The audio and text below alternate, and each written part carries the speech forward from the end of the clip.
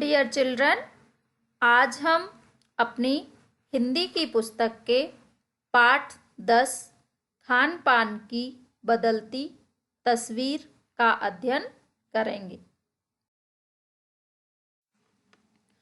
तो बच्चों, सबसे पहले हम पाठ का परिचय जानेंगे। तो देखिए, भारत विविधताओं का देश है। इसका असर हमारे खान पान की संस्कृति में भी देखने को मिलता है, पर इसमें पहले से कुछ बदलाव आए हैं। जिन व्यंजनों का स्वाद क्षेत्र विशेष में ही जाकर चखा जा सकता था, बढ़ते औद्योगिकरण ने उन्हें देश के कोने कोने में उपलब्ध करा दिया है, जिससे आज हमारा खान पान राष्ट्रीय एकता का प्रतीक भी बना है। अब देखिए पाठ का आदर्श वाचन। आदर्श वाचन मतलब कि पाठ को पैराग्राफ वाइज पढ़ेंगे और समझेंगे। पिछले 10-15 वर्षों में हमारी खान पान की संस्कृति में एक बड़ा बदलाव आया है। इडली, डोसा, बड़ा, सांभर, रसम अब केवल दक्षिण भारत तक सीमित नहीं है, ये उत्तर भारत के भी हर शहर में उपलब्ध हैं। मतलब कि अब क्या है कि कोई भी जो खाने के व्यंजन है वो एक जगह विशेष के लिए फिक्स नहीं है। हर चीज को हर जगह पर खाया जा सकता है। और अब तो उत्तर भारत की ढाबा संस्कृति लगभग पूरे देश में फैल चुकी है। अब आप कहीं भी हो, उत्तर भारतीय रोटी, दाल, साग आपको मिल ही जाएंगे। फास्ट फूड में बर्गर, नूडल्स जैसी कई चीज़ें शामिल हैं। एक ज़माने में कुछ ही लोगों तक सीमित चाइनीज़ नूडल्स अब संभवतः किसी के लिए अजनबी नहीं रहे। 2 मिनट्स नूडल्स के पैकेट बंद रूप से तो कम से कम बच्चे, बूढ़े सभी परिचित हो चुके हैं। इसी तरह नमकीन के कई स्थानीय प्रकार अभी तक भले मौजूद हों, लेकिन आलू चिप्स के कई विज्ञापित रूप तेजी से घर घर में अपनी जगह बनाते जा रहे हैं। आगे देखो, गुजराती ढोकला, गाठिया भी अब देश के कई हिस्सों में स्वाद लेकर खाए जाते हैं। और बंगाली मिठाइयों की केवल रसभरी चर्चा ही नहीं होती, वे कई शहरों में पहले की तुलना में अधिक उपलब्ध है। यानी स्थानीय व्यंजनों के साथ ही अन्य प्रदेशों के व्यंजन पकवान भी प्राय हर क्षेत्र में मिलते हैं। और मध्यम वर्गीय जीवन में भोजन विविधता अपनी जगह बना चुकी है। मतलब कि अब हर चीज को हर जगह पर जाकर खाया जा सकता है। एक जो व्यंजन है वो एक जगह विशेष के लिए निश्चित नहीं है, हर चीज हर जगह उपलब्ध है। कुछ चीजें और भी हुई हैं, मसलन अंग्रेजी राज तक तो जो ब्रेड केवल साहबी ठिकानों तक सीमित थी, वह कस्बों तक पहुंच चुकी है और नाश्ते के रूप में लाखों करोड़ों भारतीय घरों में सेकी तली जा रही हैं। खानपान की इस बदली हुई संस्कृति से सबसे अधिक प्रभावित नई पीढ़ी हुई है, जो पहले के स्थानीय व्यंजनों के बारे में बहुत कम जानती है, पर कई नए व्यंजनों के बारे में बहुत कुछ जानती है। स्थानीय व्यंजन भी तो अब घटकर कुछ ही चीज़ों तक सीमित रह गए हैं। मुंबई की पाव भाजी और दिल्ली के छोले कुलचों की दुनिया पहले की तुलना में बड़ी जरूर है, पर अन्य स्थानीय व्यंजनों की तुलना में छोटी हुई है। जानकार ये भी बताते हैं कि मथुरा के पेड़ों और आगरा के पेठे नमकीन में अब वह बात कहाँ रही। मतलब कि जो स्थानीय व्यंजन थे, अपनी जगह के लिए प्रसिद्ध थे, उन व्यंजनों की जो क्वालिटी है, जो उनकी गुणवत्ता है, उसमें कमी आई है। इसलिए उनकी प्रसिद्धि में भी कमी आई है। यानी जो चीज़ें बची भी हुई हैं, उनकी गुणवत्ता में फर्क पड़ा है। फिर मौसम और ऋतुओं के अनुसार फलों, खाद्यान्नों से जो व्यंजन और पकवान बना करते थे, उन्हें बनाने की फुर्सत भी अब कितने लोगों को रह गई है। अब गृहिणियों या कामकाजी महिलाओं के लिए खरबूजे के बीज सुखाना, छीलना, फिर उनसे व्यंजन तैयार करना असंभव सा है। मतलब कि अब इतनी मेहनत कोई करना ही नहीं चाहता है।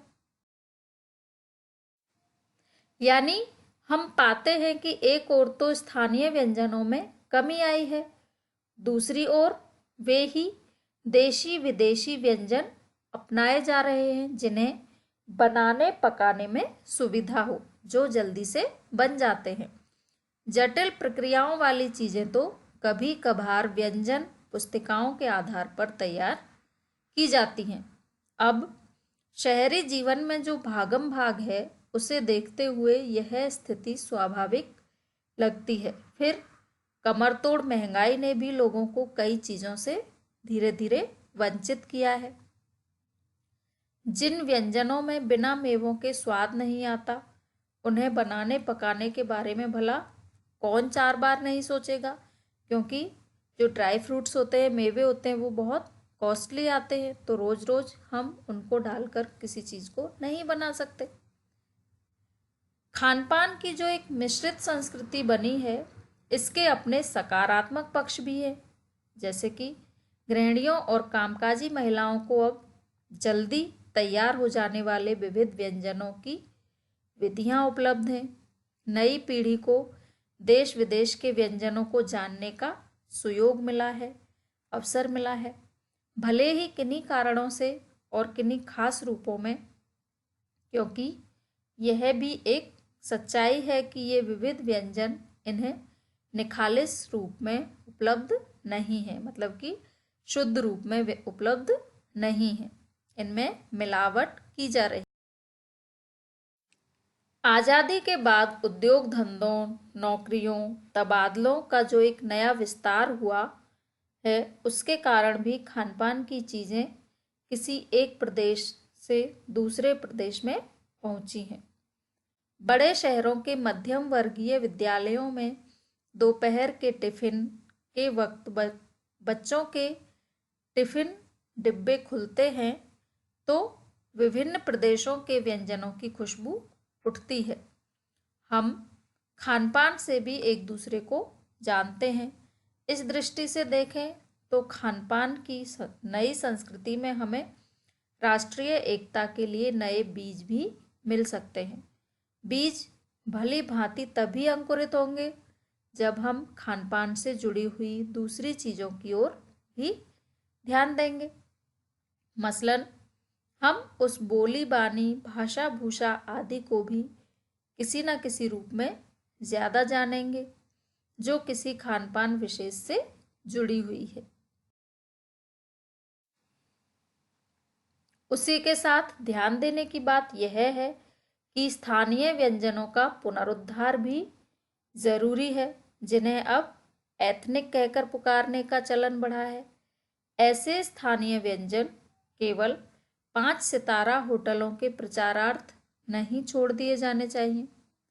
5 सितारा होटलों में वे कभी कभार मिलते रहें, पर घरों बाजारों से गायब हो जाएं तो यह एक दुर्भाग्य ही होगा। अच्छी तरह बनाई पकाई गई पूड़ियाँ, कचौड़ियाँ, जलेबियाँ भी अब बाजारों से गायब हो रही हैं, क्योंकि फास्ट फूड का चलन बढ़ रहा है। मौसमी सब्जियों से भरे हुए समोसे भी अब कहाँ मिलते हैं। उत्तर भारत में उपलब्ध व्यंजनों की भी दुर्गति हो रही है। अचरज नहीं कि पहले उत्तर भारत में जो चीज़ें गली मोहल्लों की दुकानों में आम हुआ करती थीं, उन्हें अब खास दुकानों में तलाशा जाता है।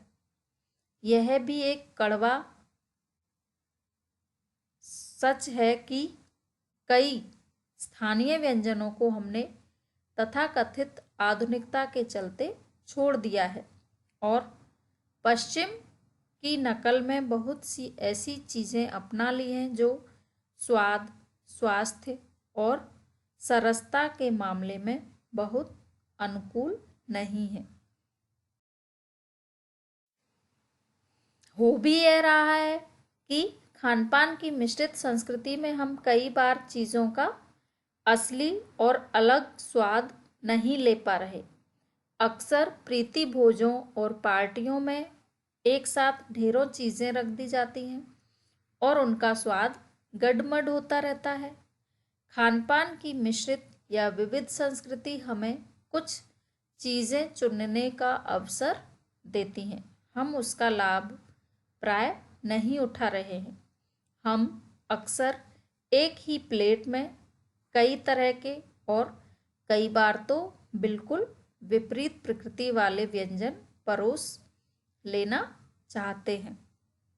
इसलिए खानपान की जो मिश्रित विविध संस्कृति बनी है और लग भी यही रहा है कि यही और अधिक विकसित होने वाली है, उसे तरह तरह से जांचते रहना ज़रूरी है।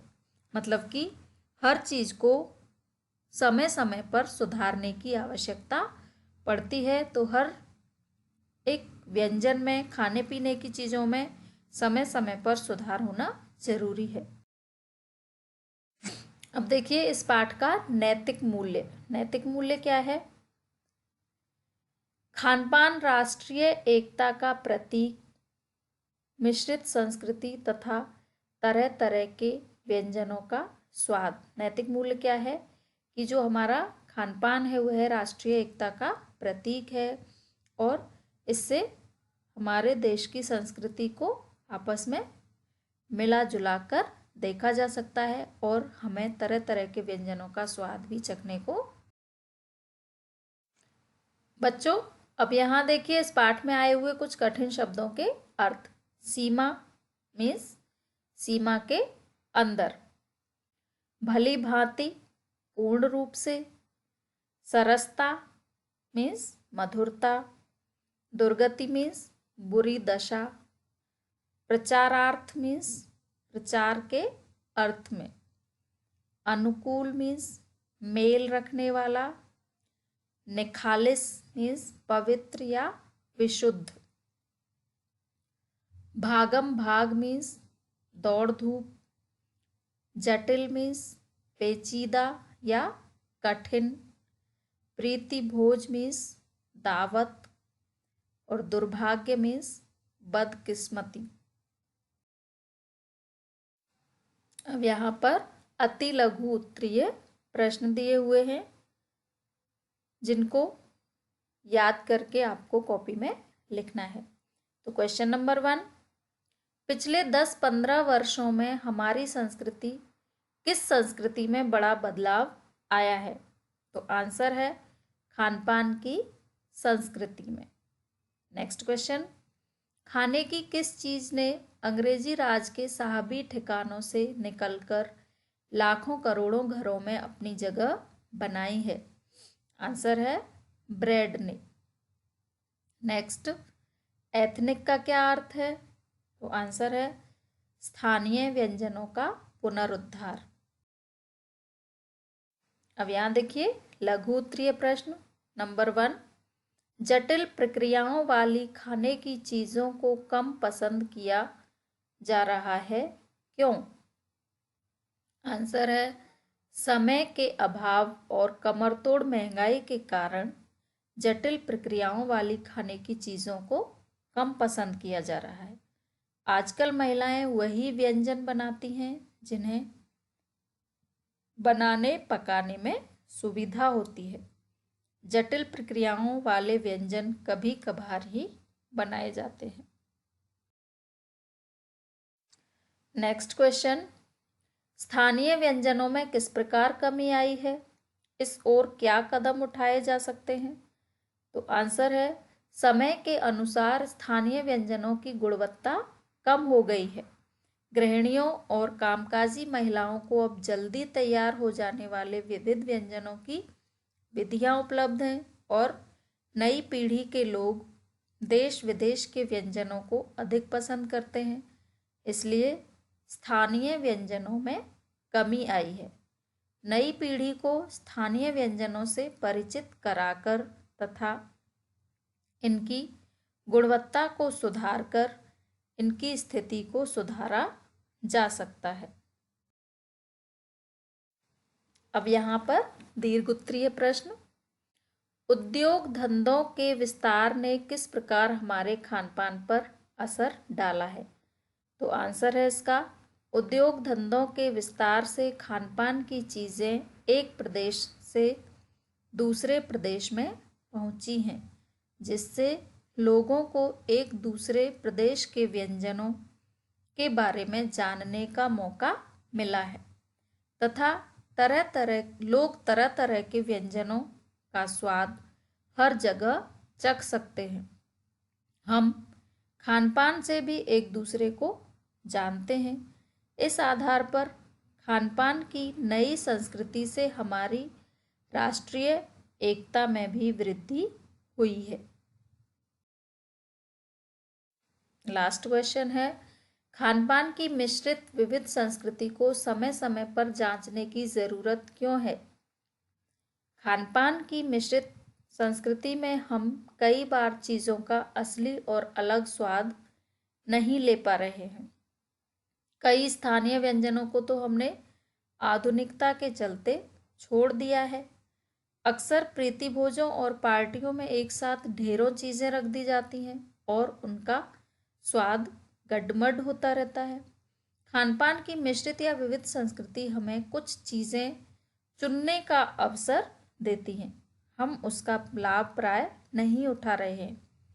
हम अक्सर एक ही प्लेट में कई तरह के और कई बार तो बिल्कुल विपरीत प्रकृति वाले व्यंजन परोस लेना चाहते हैं, जो कि हमारे स्वास्थ्य के लिए नुकसानदायक हो जाते हैं। इसलिए खान पान की जो मिश्रित विविध संस्कृति बनी है उसे तरह तरह से जांचते रहना जरूरी है। समय समय पर उसकी जांच करना आवश्यक है। तो बच्चों, इन सभी प्रश्नों को ध्यानपूर्वक पढ़कर आपको कॉपी में लिखना है और याद भी करना है। Thank you and have a nice day.